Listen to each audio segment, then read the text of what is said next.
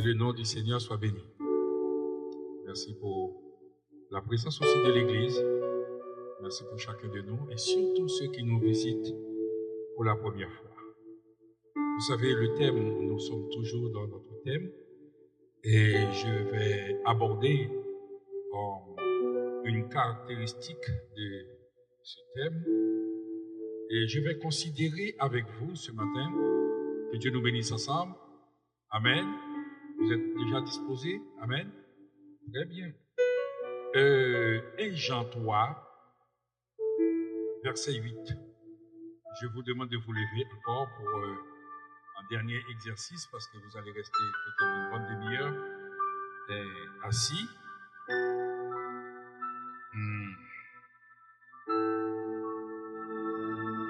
1 Jean 3,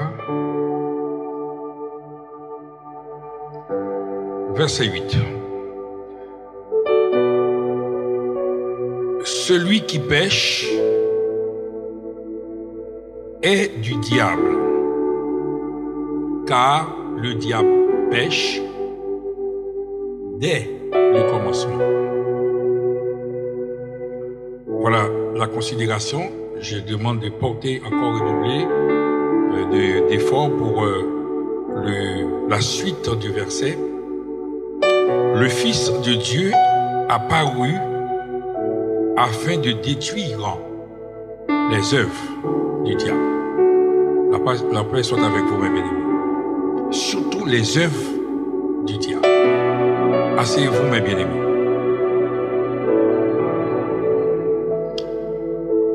Je donne toujours le consigne. N'oubliez pas de ne pas vous laisser distraire par un voisin qui n'est pas venu pour écouter non plus, mais en même temps, qui peut vous empêcher d'écouter la parole de Dieu. Le Fils de Dieu,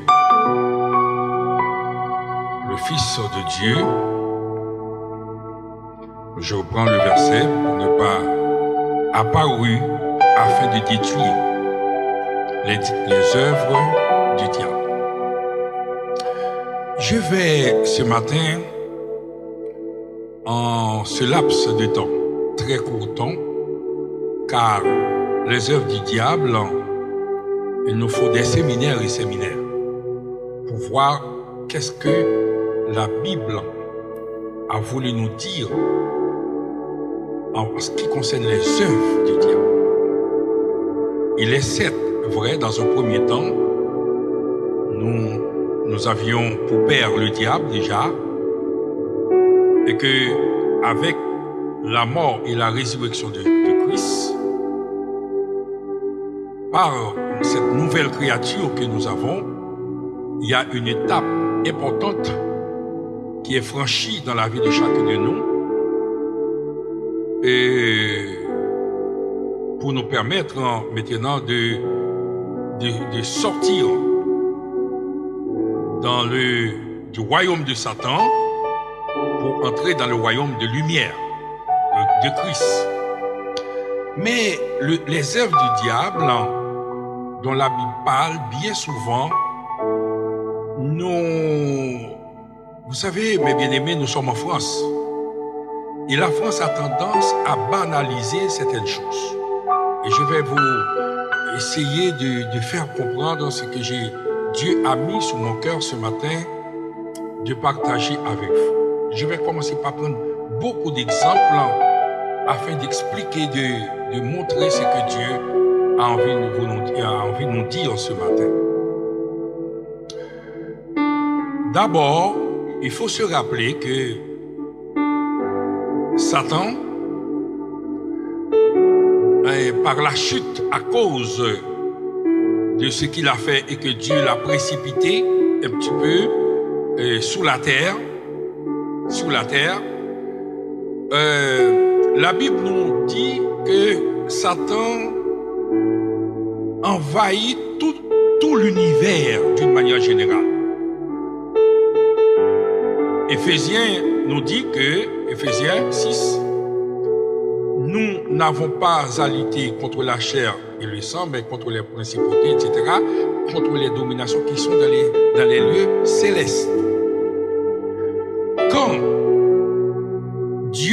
a précipité le diable, il y en a qui sont restés suspendus dans les lieux célestes.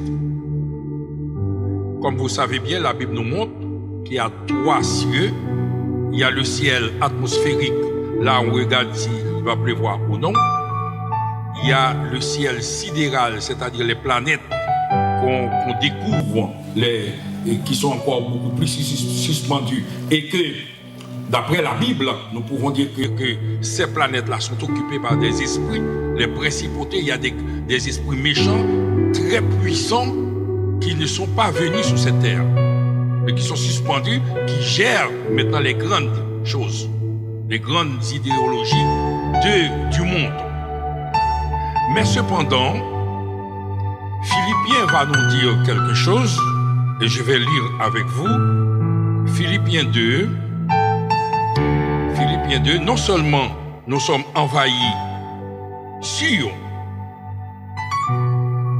mais aussi, Philippiens 2, verset 10 ou bien 9, c'est pourquoi Dieu l'a souverainement élevé, vous connaissez bien ce verset, et lui a donné le nom qui est au-dessus de tout nom, afin qu'au nom de Jésus, tout genou fléchisse dans les cieux, d'abord, sur la terre, ensuite, sous la terre.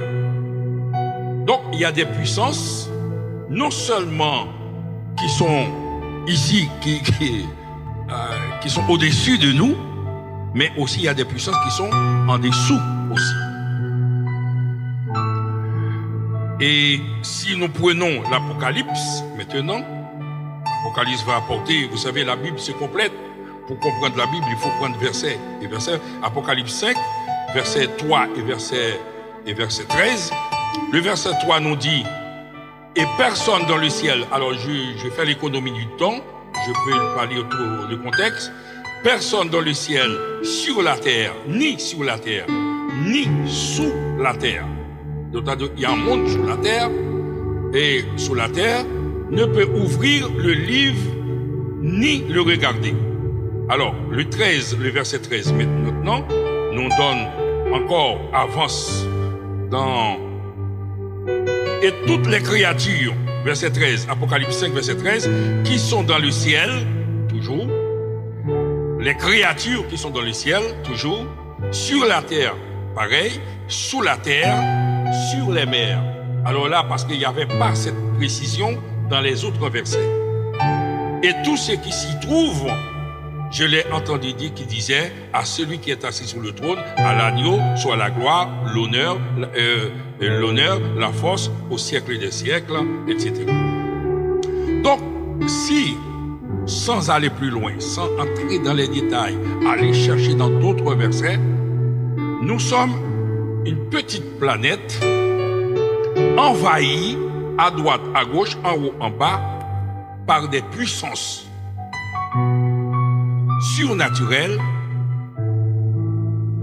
qui, on est encerclé par ces puissances-là. Et même sur cette planète, maintenant, quand Jésus est venu mourir et ressusciter pour nous enlever de cela, ce n'est que une faible partie, c'est-à-dire l'Église, maintenant, aujourd'hui, qui sont appelés à être sauvés. Parce que même dans l'Église, tout le monde n'est pas sauvé. La paix soit avec vous, mes bien-aimés. C'est très important ce que je vais dire.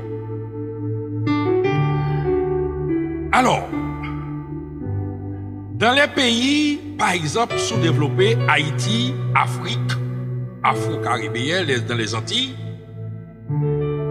on est taxé de vaudou, par exemple.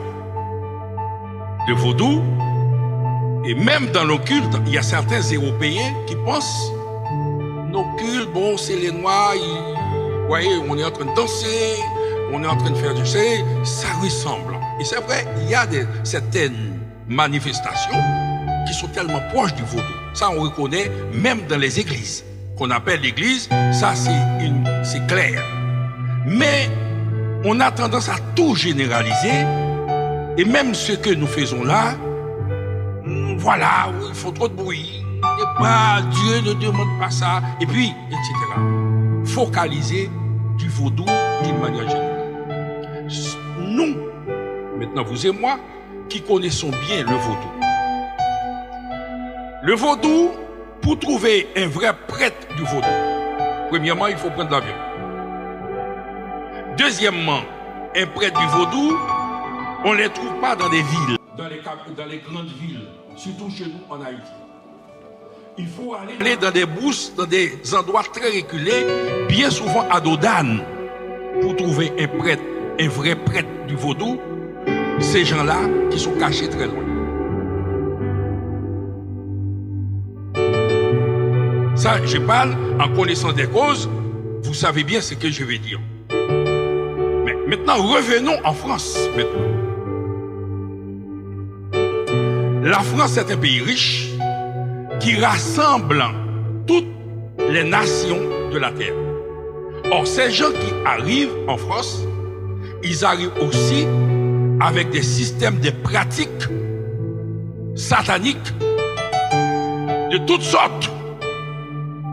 Et c'est pour cela, mes bien-aimés, par rapport au vaudou,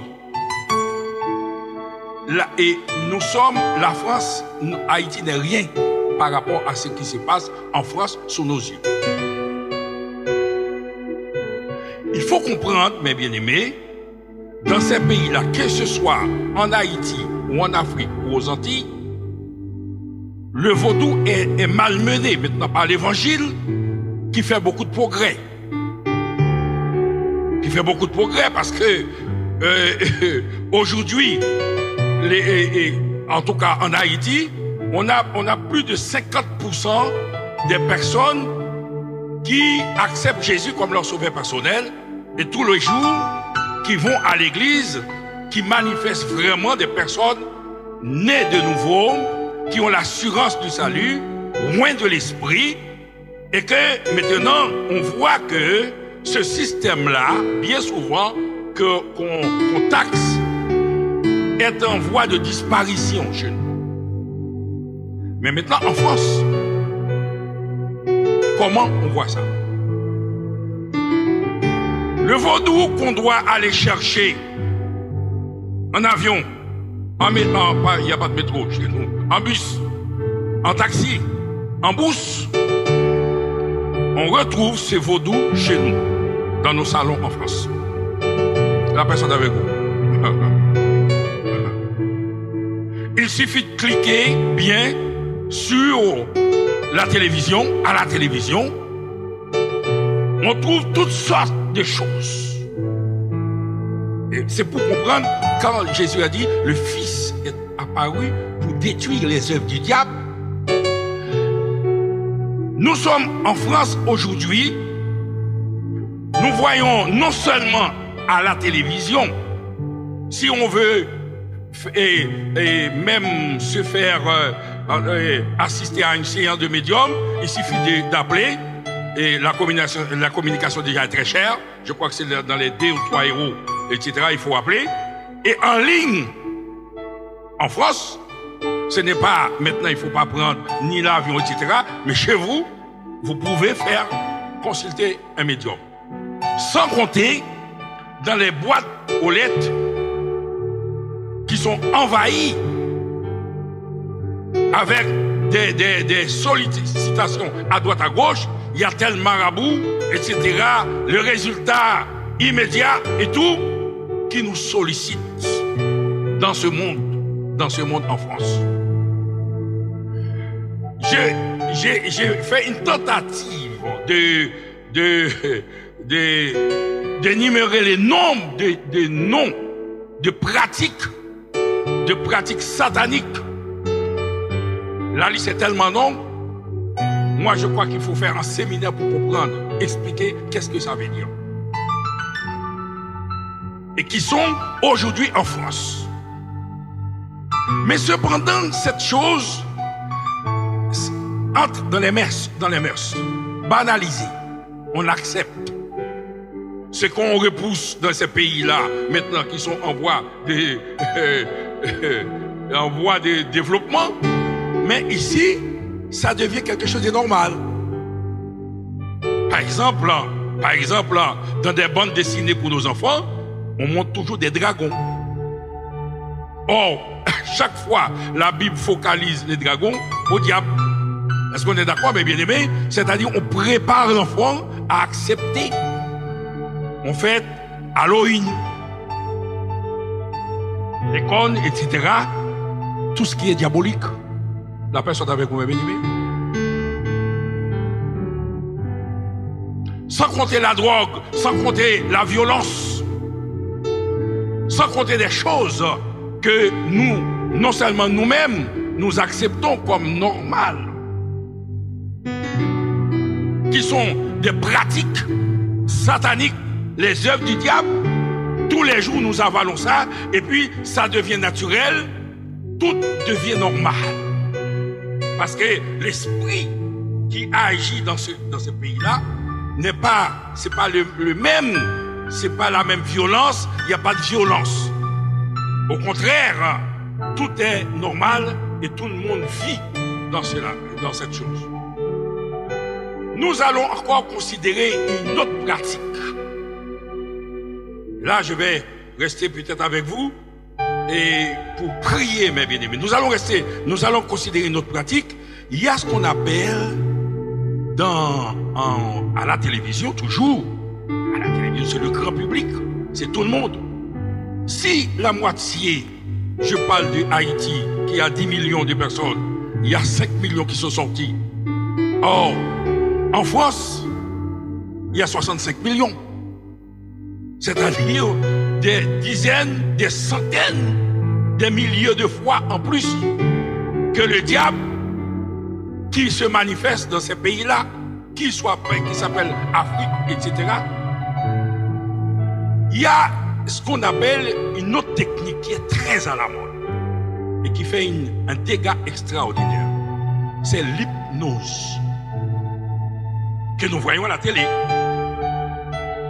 Je crois que 90% parmi nous, on a assisté à des séances à la télévision de l'hypnose. L'hypnose, c'est quoi? C'est dépersonnaliser la personne. La personne devient esclave. On enlève tout ce qui est le moi de la personne. On contrôle, on prend le contrôle de la personne. Il y en a qui font cette pratique de l'hypnose pour violer les femmes. Amen, mes bien-aimés. C'est-à-dire que la femme perd son contrôle, on lui dit de faire ce que... Voilà, et après c'est fini. D'autres font d'autres pratiques de l'hypnose. Et ça, encore, c'est pas trop grave. Et tout le monde est content. Ah! Et puis, on voit la personne est endormie. Et puis, on dit à la personne tourne à droite, elle tourne à gauche et tout. La personne perd. Qu'est-ce qui contrôle? Eh bien, c'est une pratique satanique puissante, mes bien-aimés, qui envahit ce monde. Qu'est-ce qu'on fait avec l'hypnose en Haïti, par exemple? Il y a le système de zombification. C'est-à-dire, on rend la personne peut devenir un zombie. Qu'est-ce qu'on fait? Avec ce système, à un niveau, parce qu'il y a l'étape, dans la magie, il y a toujours des étapes. Il y a des gens qui entrent pendant la nuit devant la personne, devant la maison d'une personne.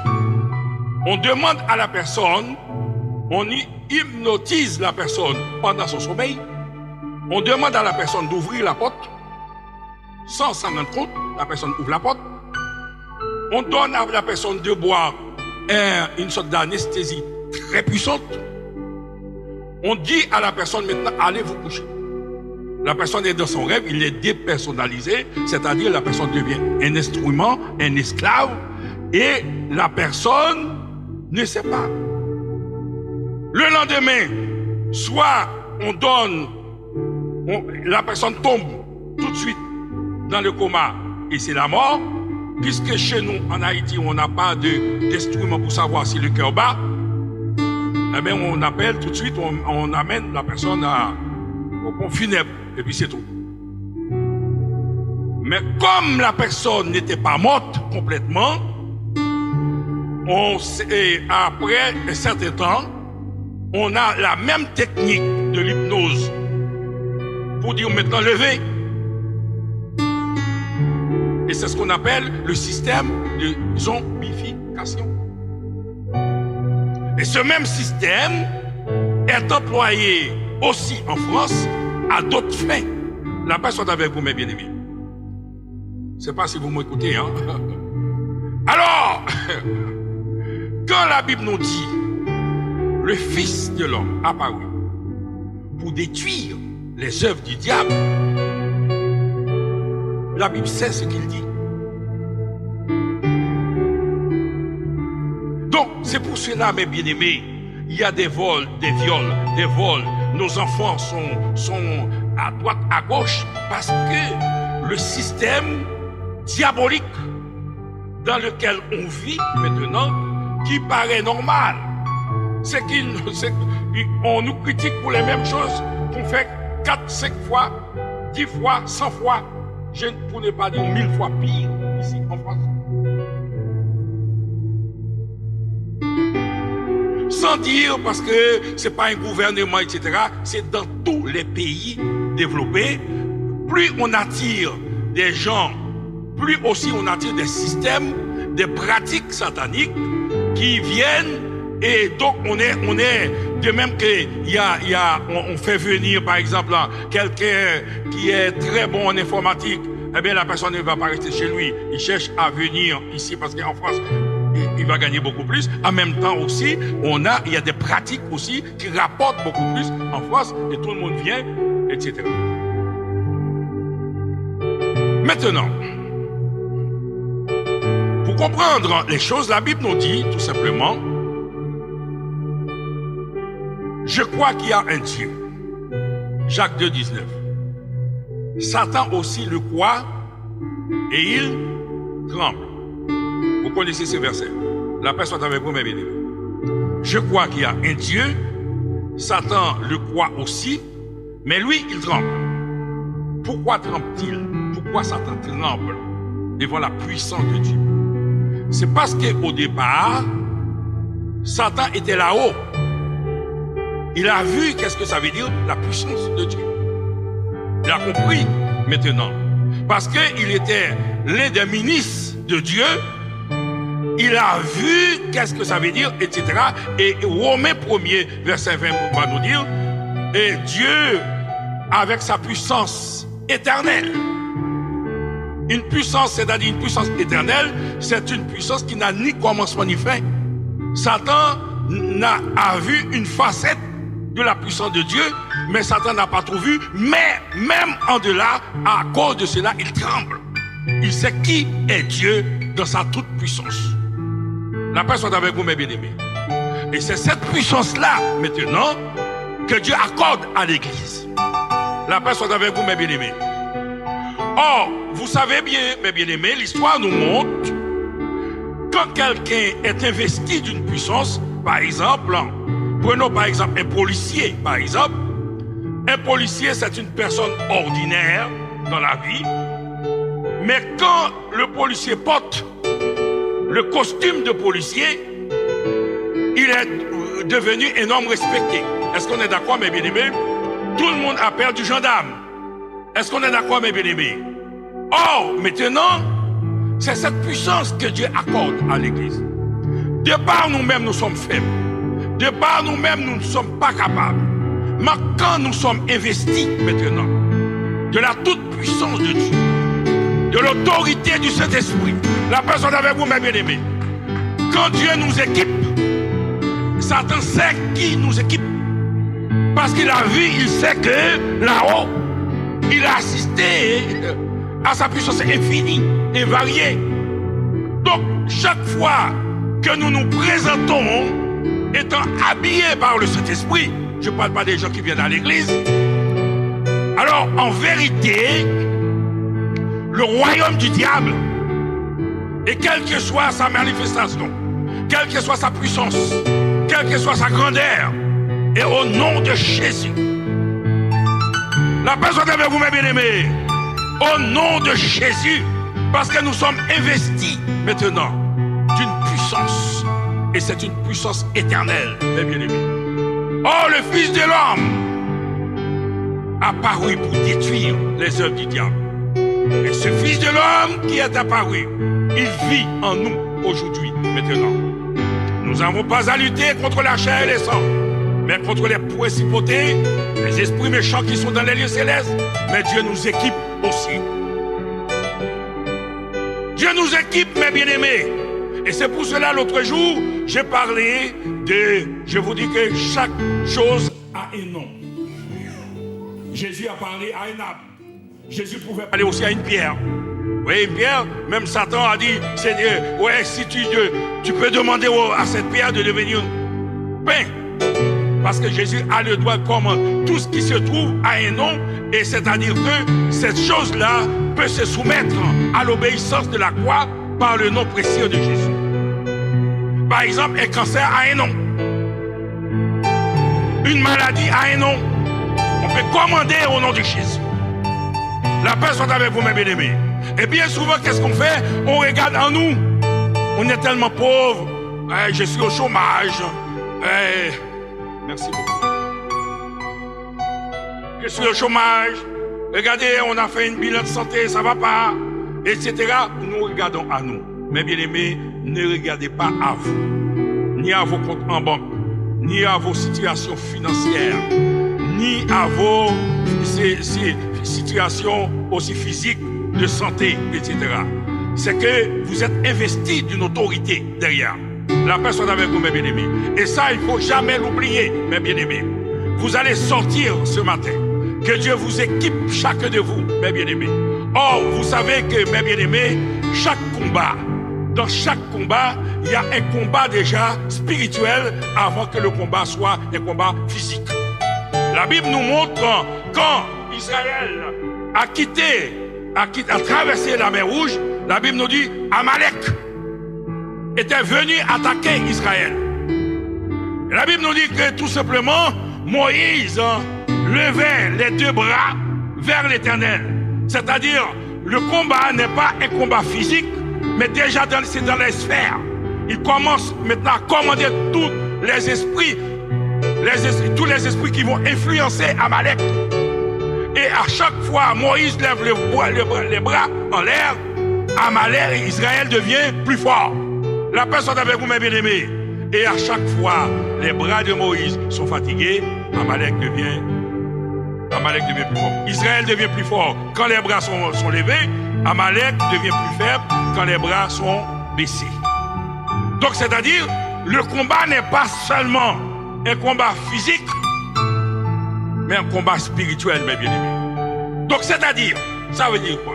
Chaque personne qui fait l'expérience du salut, qui croit, qui est investi de l'autorité du Saint-Esprit. Parce que quand vous êtes marqué, le diable connaît. Quand vous présentez devant le diable, sans savoir, mes bien-aimés, la robe qui est sur vous, c'est pas ça, Satan voit. Quand vous êtes habillé par le Saint-Esprit, Satan le sait. La personne avec vous, mes bien-aimés. Et c'est pour cela, mes bien-aimés, vous êtes investi d'une autorité. À chaque fois, quand vous dites au diable maintenant de partir, de toute façon, je vous dis une chose. Quand vous êtes habillé, votre présence seulement. Résistez au diable. Et il fuira loin de vous au nom de Jésus. Et mes bien-aimés, s'il y a un temps qu'il faut combattre le diable, c'est maintenant. C'est maintenant parce que le diable est en train de faire un dégât à l'église, dans nos enfants. Alors, ne regardez pas à vous-même, mes bien-aimés. Vous n'êtes rien, vous n'êtes que poussière. Mais regardez à celui qui vous a appelé et qui a mis sur vous une robe spéciale, parce que l'enfant prodigue, le père va dire, mettre sous lui la robe principale. La personne avec vous, mes bien-aimés. Chaque chrétien en Christ qui fait l'expérience du salut est habillé à une chose. La robe, ce que vous portez aujourd'hui. C'est vrai, vous êtes beau, vous êtes belle, mais en Christ. Et cette robe, mes bien-aimés, même si vous êtes au chômage, même si les choses vont mal, mais quand vous êtes habillé par l'onction du Saint-Esprit, et en vérité, vous pouvez faire des dégâts énormes dans les camps de l'ennemi. Alléluia! La personne avec vous, mes bien-aimés, le Fils puissance est apparue pour détruire les œuvres du diable. Qui ce sont si Satan envoie ses agents? Vous êtes aussi l'agent du Saint-Esprit aujourd'hui. Et vous allez, comme l'on dit bien souvent, dans le camp de l'ennemi pour arracher ce que le diable a volé dans le nom de Jésus. Oui, la Bible nous dit, je vous donne l'autorité de marcher sous les lions, sous les scorpions, sous la spique, et rien. Oh, j'aime ces versets. Rien, mes bien-aimés. Rien. Partez avec ça, avec cette... Parce que le combat se fait psychologiquement d'abord. Si vous êtes faible, ça t'envoie. Si vous avez des doutes, ça t'envoie. Mais si vous avez la ferme conviction du Saint-Esprit, si votre conviction se repose sur le Père, le Fils et le Saint-Esprit, c'est avec cela, mes bien-aimés. Et c'est avec cela que David a terrassé Goliath. Il a dit, Goliath, aujourd'hui, vous vous présenterez devant moi avec des lances, des javelots. Mais je présente au nom de l'Éternel. Et Goliath, je te dis une chose, regarde tout ce qui se passe parce que je vais te couper la tête aujourd'hui. Tu ne seras plus Goliath maintenant. C'est les oiseaux du ciel qui vont manger. La personne il nous faut des paroles comme ça, car il y a des Goliaths qui se dressent devant nous, mes bien-aimés, qui nous font pleurer, qui nous font gémir, qui arrachent nos sommeils, qui arrachent nos santé. Et au nom de Jésus, le Fils de l'homme est apparu pour détruire les œuvres de l'ennemi. Et nous avons cette victoire. Et je veux ce matin que nous puissions approprier de cette victoire, que nous puissions sortir, non pas avec nos faiblesses, en regardant sur nous-mêmes. Ah oui, c'est pas moi, c'est peut-être la sœur. Non, le Fils de l'homme est venu. Oui, mes bien-aimés, ce matin. Et c'est une autre caractéristique de ce thème que nous sommes en train de prêcher, mes bien-aimés. Donc il faut avoir la victoire. La victoire par le sang précieux et puissant de Christ. Mes bien-aimés, nous sommes dans un temps. Le diable nous envahit. Comme je vous l'ai dit, mes bien-aimés, nous n'avons pas le temps. Mais les gens qui nous gouvernent, c'est pas qu'on jette l'opprobre sur personne, mes bien-aimés. Parce qu'ils ne peuvent pas faire autrement. Quand ils sont dans les ténèbres, ils ne peuvent pas voir. Il y a des fausses religions. Il y a des gens qui prennent la religion pour faire toutes sortes de choses. Le diable agit, profite de toute occasion. Toute occasion, mes bien-aimés. Nous sommes envahis. Mais le plus grand, le plus fort est en nous. Le plus fort est en nous. Élisée va dire, Seigneur, ouvre les yeux de Géasi afin qu'il voie que ce qui est avec nous est encore plus nombreux. Mais il a dit, Seigneur, frappe les Syriens d'aveuglement. La personne avec vous, mes bien-aimés. Et plus tard, la Bible va nous dire, Élie était un homme de même nature que nous. Il a prié seulement pour qu'il ne plût pas. Eh bien ça, c'est fait, mes bien-aimés. C'est vrai, mes frères. Nous sommes sous cette... On peut rater. On peut faire une prière, ça ne marche pas. Mais ça ne veut pas dire que Dieu n'est pas là. Et bien souvent, Dieu agit, mais pas comme on le veut. Il y a des fois, Dieu nous enlève des grosses épines des pieds, mais comme c'est pas ça que nous voulons que telle ou telle chose, que Dieu passe par là, et nous ne pouvons pas voir, et nous acceptons, et nous disons, ah, Dieu ne m'a pas béni. Et Satan est content, mes bien-aimés. Satan est content. Mais, et pourtant, Dieu agit puissamment. De toute façon, si vous êtes là ce matin, c'est que Dieu agit puissamment, mes bien-aimés.